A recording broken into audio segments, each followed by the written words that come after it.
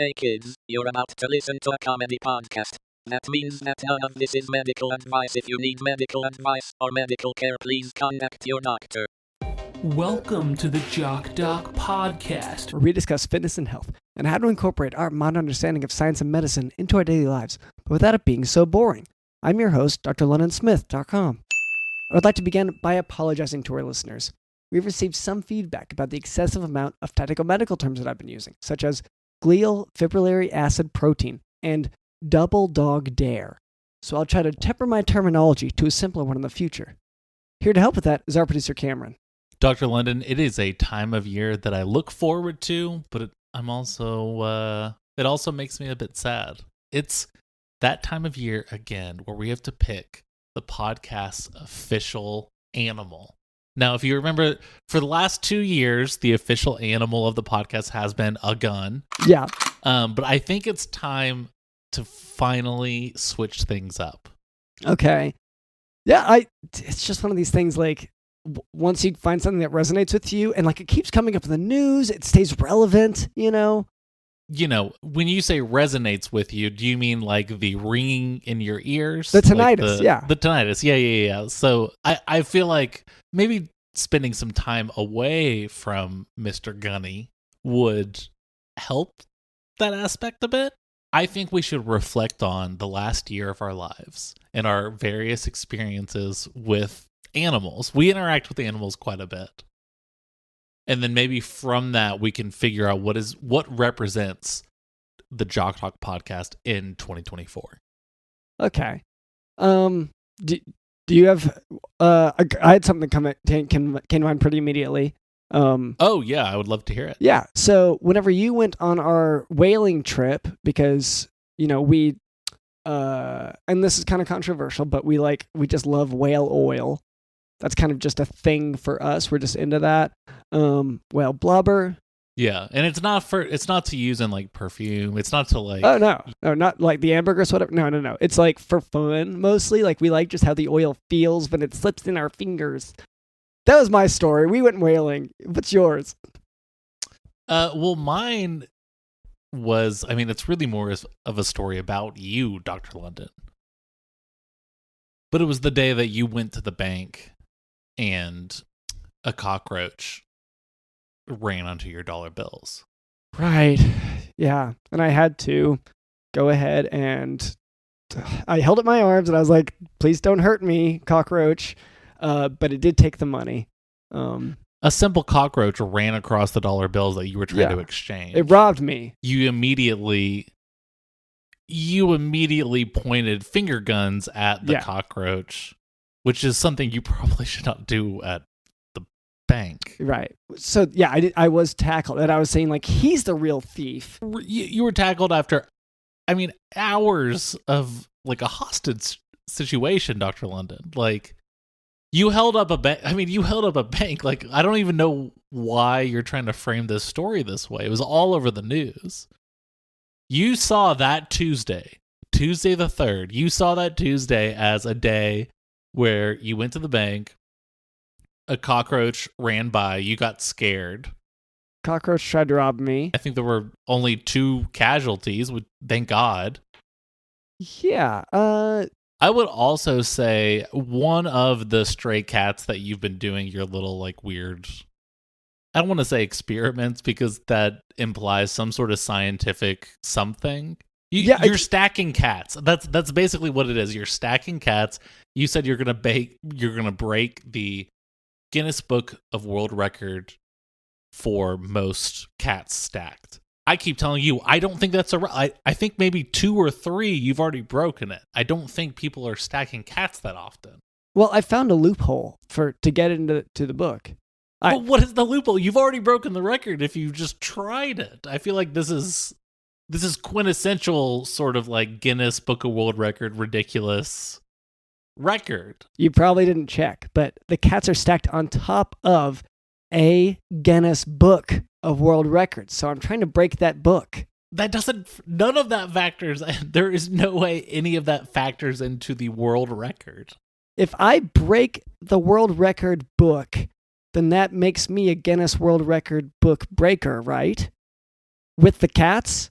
if I stack them high enough, yes, you see what I mean? So like, I've never thought about it like that. You've literally trapped them. yeah, they have to give it to me. You've trapped Guinness. So, so I guess the Guinness Book of World Records would be another entrance, and another potential pet.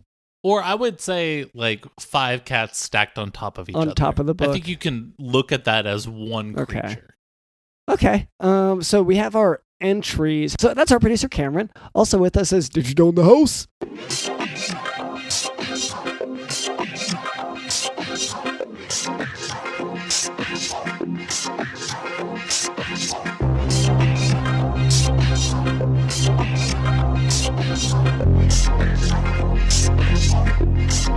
Digital in the house.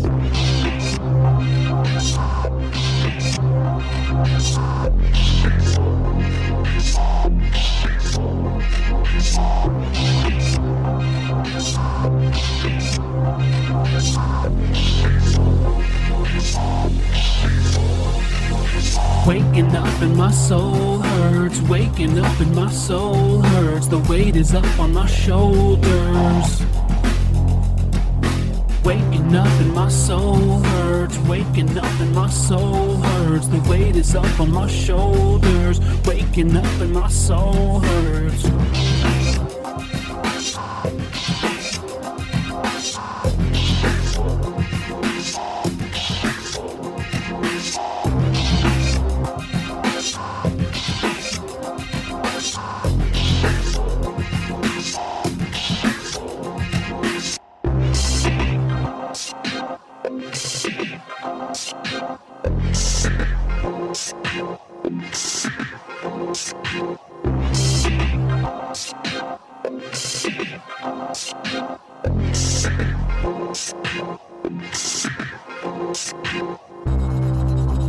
It was never about that. You spent way too much time worrying about that.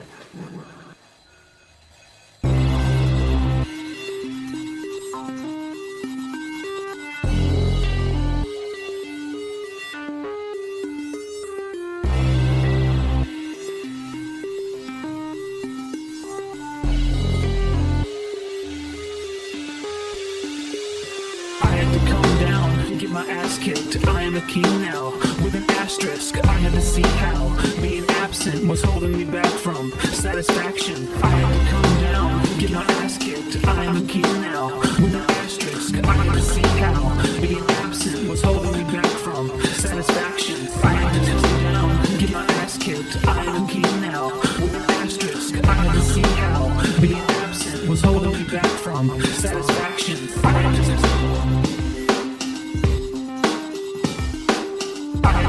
down.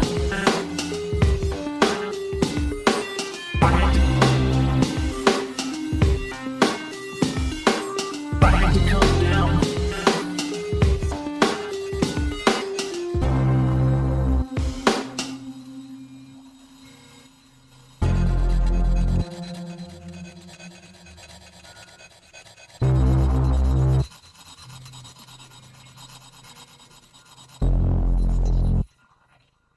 And later, Cameron tells me that we can expect a special guest. That's right, Dr. London. Yeah, so do look forward to that. But before we move on, I would like to address a bit of listener feedback. For a long time, our listener demographic was primarily composed of monstrous hordes of roly-poly-olies. But in our efforts to cater to them, we found that we were neglecting the many bot accounts that download our podcast. So this comment comes on, it's from TikTok. It's a comment and I'll reply to the skull emoji. This one comes from @spellcaster985. They said, quote, "The mark of death has placed its grasp on you," end quote. So a lot of our comments have been getting more dark and ominous, which, like, I get that people think, it's springtime, it's starting to be springtime, that's when the darkness comes in, that's whenever the storm clouds gather. It's when the horrors of the night sort of come to life. That's when famously all the witches come out, which, not to be down on witches, just like that's kind of just seasonally when it's convenient for them. Things are literally, Dr. London, growing out of the ground. Just like zombie hands, like sticking their arms out of the ground. It's the exact same thing, but it's, like plants and flowers and stuff. Yeah. Oh. Oh. There are bees everywhere. Bugs. Icky bugs are thriving. But Dr. London, are you sure this is someone just talking about spraying and this isn't one of your patients? Because I'm in a lot of like Discord groups with your former patients, and mark of death, things like that. These are words that get thrown around quite a bit when you come by. Like you come by their room and they're like, oh, right. The Grim Reaper just came through. He floated on through. That seems to be part of it. Like you use some sort of special effect to make it look like you're floating into the room. Right. Well, just that kind of saves time. It saves time? Yeah, I used to have to hire someone to come in the room and do that. But like, I was just like, I'll do it myself because like, I know they're going to expect a visit before they pass, No, none of these people like were dying until they got in contact with you, which is why they call you sort of the Grim Reaper, the bringer of death. And then they just went to like a pediatrician or a veterinarian, and then they were fine. Yeah. Usually they just said stop taking those, or stop letting him in your house. That was a lot of advice too. Yeah. Well, and like I'll admit that I've gotten better at lock picking as a result of that. But like, is this because of my practice? Is this just because spring has sprung? Who's to say, really? I think a lot of these things are just anecdotal evidence. These things don't really, you can't really quantify them into data. So it's hard for me to say with an evidence-based medical practice what's happening. Could you stop marking patients' doors with like a thumbprint of blood? Because I mean, just in terms of a mark of something, like just why do it? Yeah, no, it's just a habit at this point. Some people, have to have their lucky pen or whatever. For me, I do my lucky skull thumbprint in blood on the door. I don't see why this is the point. And, I feel like I've answered the question, right? Yeah, okay. Well, thank you so much for that feedback. That's really helpful. That's going to help guide our podcast towards being more relevant to you in the future. Super appreciate that. See, we have another comment. This is on TikTok. There's a comment on our response to Bro Has No GYAT. This is from @TOS Dylan. They said, quote, "That's not," end quote. So thank you so much for that feedback, letting us know what it isn't. So I believe in that video, we addressed some of these acronyms that, we're trying to translate not only for Gen Z, who may not be aware of what things stand for, but also for the boomers who are big fans of us. We're trying to bridge this divide between generations, and we figured that the best way would be to sort of mansplain to each side what's happening. Okay? So, for example, the conversation is about Gyat. That's what we're talking about here.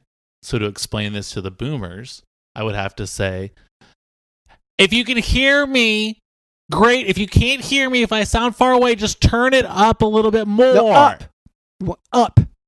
You got no up, not, oh my God, not that. No, just up. There's an up button and there's a down button. Just do the Put it up. down. Okay. Put it down. Yeah. Put it down.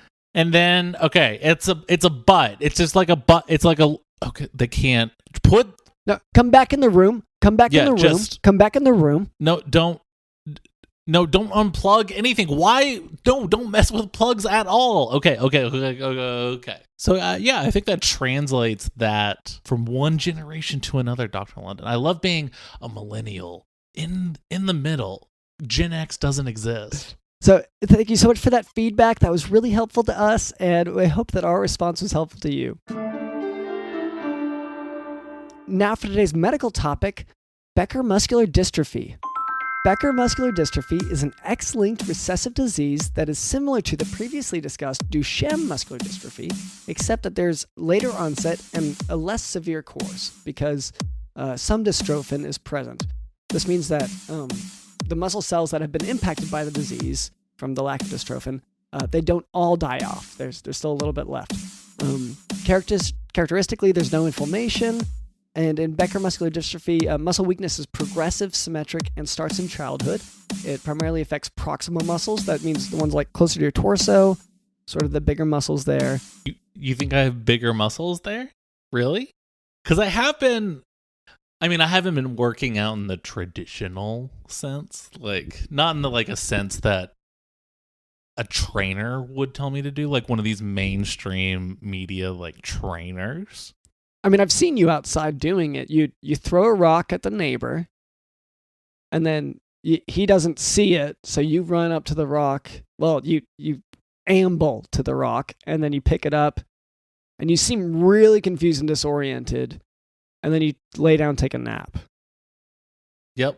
Okay. 70 calories burned. Okay. Yeah. So. Yeah, for real. Yeah. So, like, mostly with the nap. Yeah, the nap is doing a lot of the heavy lifting there. Yeah, the apnea is really a workout for you. The sleep apnea, something we will address, I think, or have addressed probably. But yeah, and good on you for powering through nap time. Like that's tough. A lot of people don't do that. And thank you again for complimenting my your proximal muscles. My big muscles. So in Becker muscular dystrophy, muscle weakness is, as I said, progressive symmetric. A telltale sign in Becker muscular dystrophy is the Gowers maneuver, which is when the patient uses their hands to get up from the floor. So it's like instead of a lot of people will go onto their haunches and get up, but they use their hands the whole way and kind of crawl their way up. And they do this because the weakness in the proximal lower extremity muscles makes it difficult to arise without support. Patients with, and I'll say, Cameron also, I don't think it's because of any disease. I think it's just a bit of a laziness on Cameron's part that he also climbs up himself with his hands. It's something very similar to the Gower maneuver, but just, like, I think it's just laziness, right? No, it's just me trying to be closer to the earth. You would never, ever understand that. Right. Yeah. You're not a man of nature. You're a man of science and math. And, let me put this potion in this math equation and see what happens. No, Dr. London, I want to be close to the earth. Yeah. That is why I sleep outside. Yeah. In a pit. So patients with Becker muscular dystrophy will typically have enlarged calf muscles. This will be true muscular hypertrophy at first, followed by pseudo-hypertrophy as fat replaces muscle, ultimately resulting in wheelchair confinement, respiratory failure, and death in the third decade. In these patients, serum creatinine phosphatase levels are markedly elevated, and DNA testing is used for diagnosis. Treatment is with prednisone, which is associated with significant increase in strength, muscle function, and pulmonary function, and may reduce the risk of scoliosis in these patients. It should be noted, though, that is a steroid, and chronic steroid treatment does have side effects, but it's recommended for boys 5 years of age and older whose motor skills are declining. And patients may also require surgery to correct the progressive scoliosis once the patient becomes wheelchair dependent. All right, Cameron, you said that we have a guest today. Is that right? That's right, Dr. Linden. We have an extremely exciting guest. Do you want to meet him? Okay, hold on. You don't normally give me the option. Okay, I guess so. I'm going to assess my wants right now. Okay. I'm a little peckish, kind of hungry. Okay. Could eat something. I was thinking earlier I could stand to meet a guest. Oh, yes, meet a guest. Okay, yes, that does match up. Hello there. My name is drlondonsmith.com, and this is our producer, Cameron. What was your name? Yo, what's up? My name is G.O.D. I'm that homie G.O.D. I'm homie to one. I'm homie to all. I'm also the father to everyone. Y'all are my sons. I have one real son, but y'all are also my sons. Oh, cool. What's up? Okay, this is one of those, another acronym. Sorry. This has been really giving us a lot of trouble. Just I get that this is sort of the new lingo and this is how people talk, but could you kind of spell out what it stands for? I feel so much like a boomer for asking it all, but like. So okay, I could understand how you might be confused, but actually, it's not an acronym. It is just God. But honestly, I go by lots of names. You can call me I Am That I Am, Yahweh, Hashem, Elohim. I go by many names. Okay, yeah, those are longer, so I could see why you did the shorter version. Okay, well, hello there, God. Welcome. Do you have something like maybe a little more casual I could call you? I mean, no offense, but a lot of that seems very like, sort of big, huge titles. Do you have like can I just call you like Jeff or something? No, you can call me Daddy. I have to call you Daddy? I didn't say you have to. I said you could. I give everyone free will to do what they want. I mean, and it's crazy because really, I could make you guys do whatever the hell I want. But I don't because I give you free will because I'm benevolent. Yeah. I like how there's a threat veiled in that. Yeah, but remember, I'm benevolent. No, and the forceful reminders too. Those keep it in check. Well, welcome. So, okay, for someone like you seem like you're something of an authority figure. You could say that, but I'm the perfect type of authority figure because I let people make their own decisions and their own mistakes. So a lot of things people blame me for, it's really your own fault.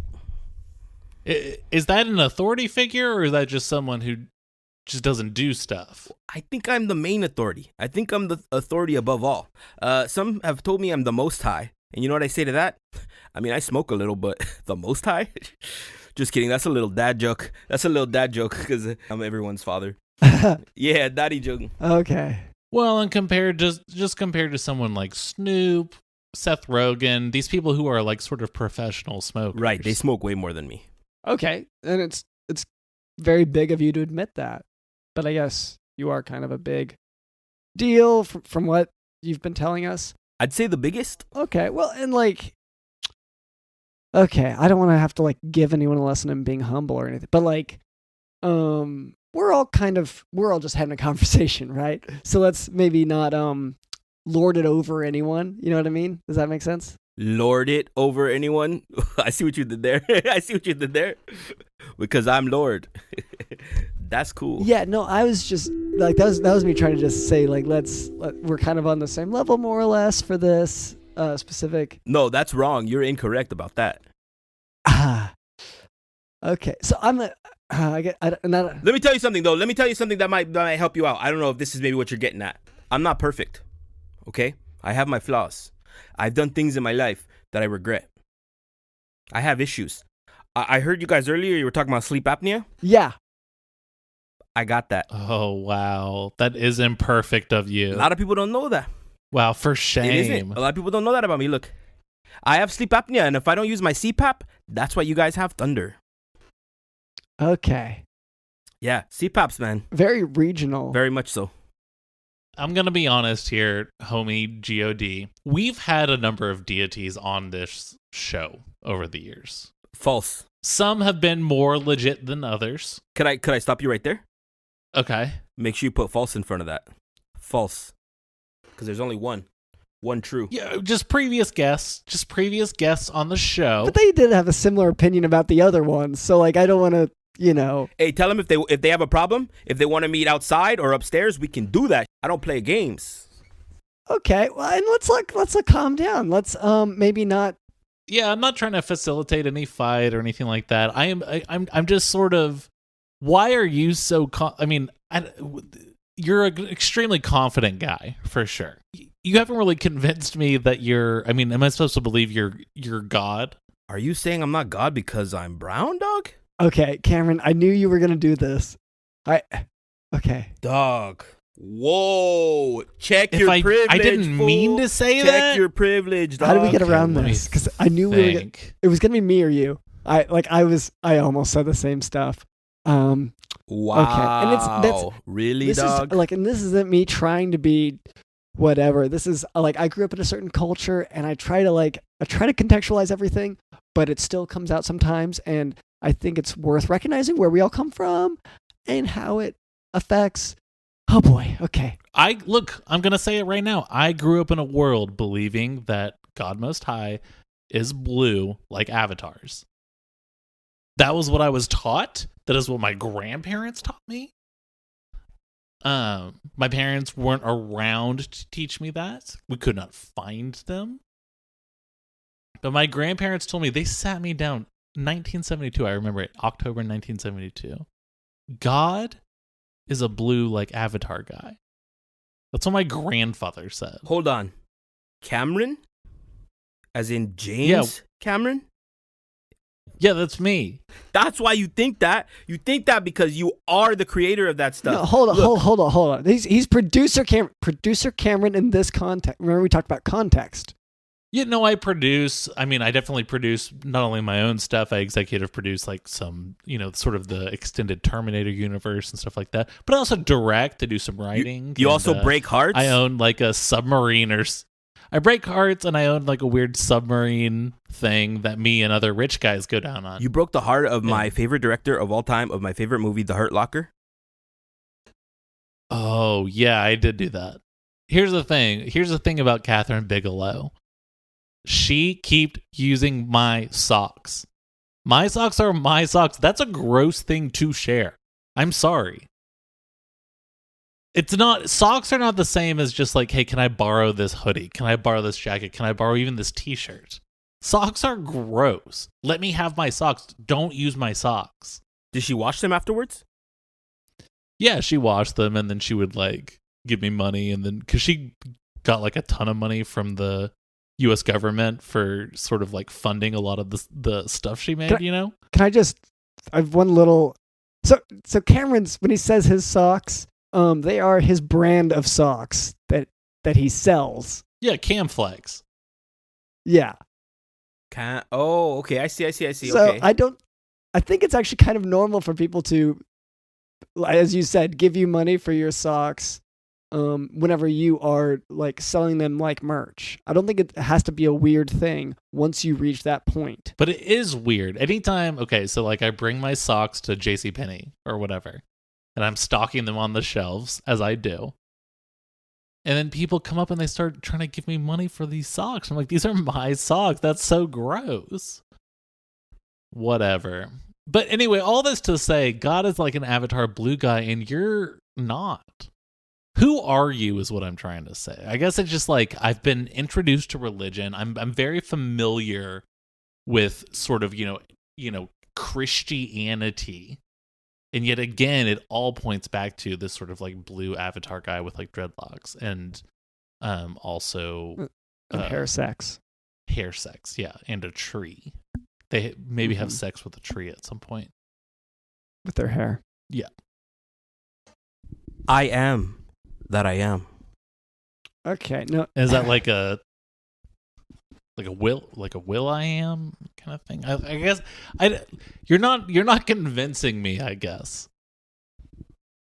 I'm sorry to be so skeptical. I am not trying to be one of these people who are, skeptical of the supernatural or on high, but so far you've just sort of kind of you point at us a lot. Let me tell you this right now. The people who told you that God was blue, that's me, God. They're not wrong. Oh. Because I can take any form I want. Okay. So my family is right then. Because I come from a different denomination. Okay, what'd they say? Yeah. So they also said that God was blue, but they said that he runs really fast and he wears those red sneakers and that he's a hedgehog. I did that. You know what Ariana Grande said? My girl. Bless up. She said God is a woman. I've been that too. Sonic is not a woman. Specifically.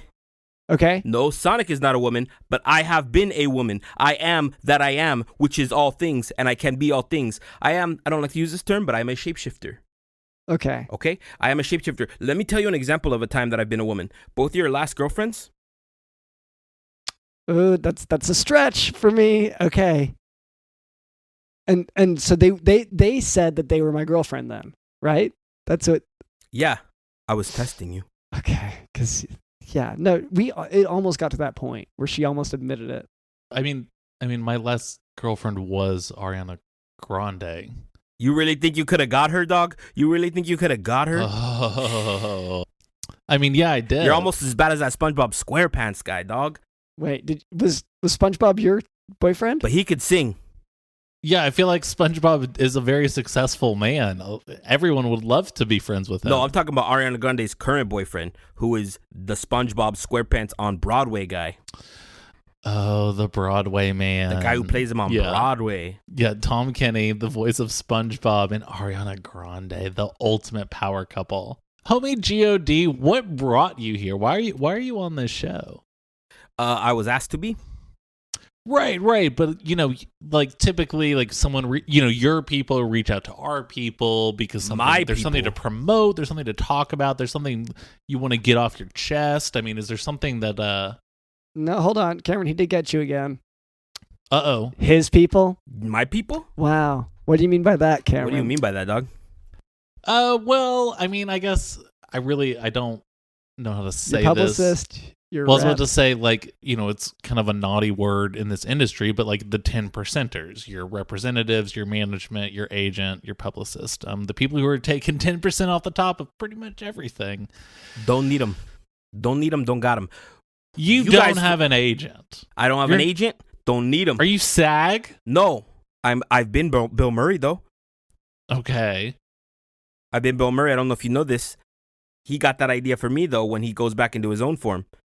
Bill Murray doesn't have an agent. He gets called up. Hey, you want to do Zombieland? And he does it. Was it your idea to be like mean to people on set? That was not my idea. I told him that's not cool. Be more benevolent like me. Because wait, I thought you were him for that. I've been him at different times. And when I am somebody, I communicate with them. It's like a deeper level of communication. This is a being John Malkovich thing where you take over someone's body temporarily, but not like permanently. Okay. It's similar. Yeah, it's very similar. But it's not the same. Yeah. Oftentimes I do it because, again, like I said, really, my whole life is about creating things and just, bits. I like to do bits a lot. I'm more of a Mad TV guy than an SNL guy, but whatever, But I like bits. Can I tell you guys about some of the bits that I've done before? Yeah, I mean, I'd love to hear it. Yeah, lay on me. You guys... So more cowbell. More cowbell was good. That was good. That wasn't actually my idea, though, but I supported it. No, I'm talking about, you know that fool Abraham? Sure. Yeah, been a bit. Okay, so one time he's out there farming with his little son Ishmael, the one that he had with his side piece. You know what I mean? Oh yeah. His little Egyptian side piece, right? Okay, so I was like, I came down to him. I was like, Abraham, and he's like, yes, Lord. And I was like, hey, I need you to do something for me, dog. I need you to kill your son for me. Oh. And then he's like, okay, Ishmael, and he raised the blade to Ishmael's neck, and I said, no, not him. That's the one you have with your side piece. Go get the one you have with your main chick. So we went and got Isaac, and he was about to kill that fool. It was hilarious. So I was like, you're down, but don't do that. That's crazy. Why would you kill your son? Oh boy. That's like you were like the original like prank YouTube channel. You know what? I kind of got a good sense of humor like those guys too. Yeah, I would say so. Yeah. You want Ashton Kutcher? You ever hang out with him? I have hung out with him, but lately he's been you know how you have friends and you don't like their other friends? Yeah, Cameron. Yes. Right, Friends, and then the other friends, Joey, the spinoff. Not that one. That one's good too, but I'm not talking about that one. I'm talking about Danny Masterson. Oh, yeah. That fool, not cool, dog. Not cool. Like, treat women with respect, dog. So that's why whenever you pranked Abraham, there were no women involved. Yeah. No, Sarah was off on the other thing. I did prank Sarah, though, because she used to go by Sarai, and I said, hey, your name's Sarah now. Because I'm crazy like that. And we do want to just protect ourselves from Scientology lawyers real quick. So if we could just say something really nice about Xenu, just real quick. Honestly, like I think Xenu's like real chill. He's like a chill ass dude, and like Xenu, there have been times where like I've been like short $10 for something, and he's like, "Don't worry about it," and I'm like, "I'll get you back," and he's like, "Dude, don't even worry about it." Can I speak truthfully on Xenu? Look, I've heard a lot of things about him. Never met the guy, but I did talk to him on the phone one time, and he was chill. but I've heard a lot of weird stuff that he's into. And I'm like not into that, but I'm like, he's never done anything that's affected me directly. You know how you feel that ever? Like you ever get that, right? Well, yeah, I mean, I've always wondered. I'm not going to accuse Dr. London of being a furry, but I have walked in on him covered in fur. So, I mean, full moon? It was a full moon that night? Yeah, typically. Yeah. So when you're super furry, you've got a snout instead of a normal nose. Yeah, that's just like girls have a similar thing every month. Like it's a thing I have. You guys want to know about another prank? So I also did this one to Abraham. I was like, hey, Abraham, fool. All right, thank you for almost killing your son for me. That was cool. But check this out. I need you to chop off your kid's foreskin.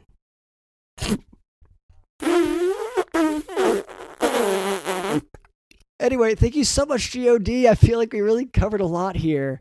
For sure. Yeah. Is there anyone you'd like to give a shout out to? Anyone you're a fan of? I know you've been sort of promoting yourself here, but I don't know if you're a fan of anyone, you want to anyone on social media? Yeah, I got this one dude that I know, honestly, probably one of the greatest makers of all things besides me. His name is Victor. Yeah, he's pretty fire. His Instagram is Victor_crack Cobain. It's like a mix of Kurt Cobain and crack cocaine. Yeah. But that fool's pretty tight. Check him out. He performs improv and sketch comedy like quite a bit. You could see him in some really small commercials where he often doesn't say anything. Nice. That's a tough gig to get. Yeah, it really is. It really is. Hey, can I also shout out though? Like I said, y'all are my sons. I love all of you guys. You guys are all my children. But my one true child, Jesus Cristo, that's my real boy. That's my boy. Honestly, when you guys are all messing up, he came down here and he saved all y'all. And you know how he did it? He let the Romans kill him to sacrifice himself for all of you guys. And then after he was dead and they buried him in a cave, he came back 3 days later. The ultimate prank. Yeah, it's funny how you hear things said in a certain context and it makes even more sense. Like you're like, okay, this adds up. Yeah. All right, well, thank you so much, God, for being on. Thank you to our producer, Cameron. Thank you to Digital in the House.